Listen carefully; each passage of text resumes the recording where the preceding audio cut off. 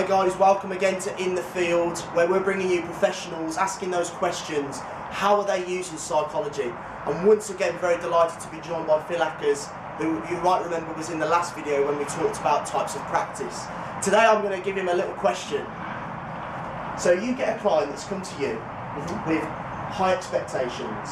Yeah. However, their ability is maybe lower than their expectations. So my question to you would be, how do you go about managing expectations? Yeah, so that's a really good question. It's something that's really common in golf as well. You see a lot of people get very frustrated out on the golf course. It can make them very anxious as well, because if you've got expectations up there and ability levels down there, as we sort of suggested, like that's your sort of that's your frustrating part, be it golf or rugby or football or whatever. But you can sort of manage them expectations quite nicely if you get the actual player to understand where they want to be and where they actually are. So let's say that I had a 5 handicapper come in and they say, Phil, I want to be a tour player and I think I'm as good as them. So if we can keep stats with that, so let's say that we look at their strokes gained, like how close they're putting that ball sort of like to the hole and how many shots it's taking them to get down and so on, their proximity to the holes.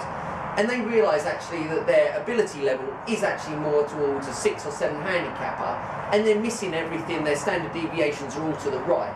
That gives them more tangible sort of like results to work off of, and that helps us then actually make realistic goals and expectations of it. If they're just expecting to stick every shot inside 100 yards of 5 foot, but you know what the tour average would be actually that they're say at 12 foot or something like that, then they realise that they actually do have unrealistic expectations. They're not going to be better than the best player in the world of it. So that helps them get more realistic goals, more realistic expectations, and then from there as well, equally we want to know where we want to get to with it as well. So it's not a bad thing for them to have high expectations, but understanding where they are currently and how the journey looks like to ultimately get there is very important for them, I think. And I think that is a massive thing, really, this idea of setting realistic targets. But also I love this idea of it's stats driven as well, because again, one of the big things within psychology is it's very difficult to be stats driven through questionnaires and other things like that. But within golf, it's actually utilising the stats based to apply a psychological concept, which is fantastic, because as you said, a lot of people in sport, they're visual learners, they like to see things in front of them, they like to be given examples. So I love that idea. So my recommendation, as I probably would be to you as well, is to go and see golf coaches with stats as well, and actually see if your expectation manages up with your performance sales. Thank you very much for joining me today. I've learned a lot about that, and it's really interesting to see this idea of stats and how they can be applied within a psychological area, which is really good.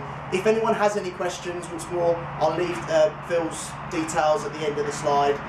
Thank you very much for tuning in. Cheers.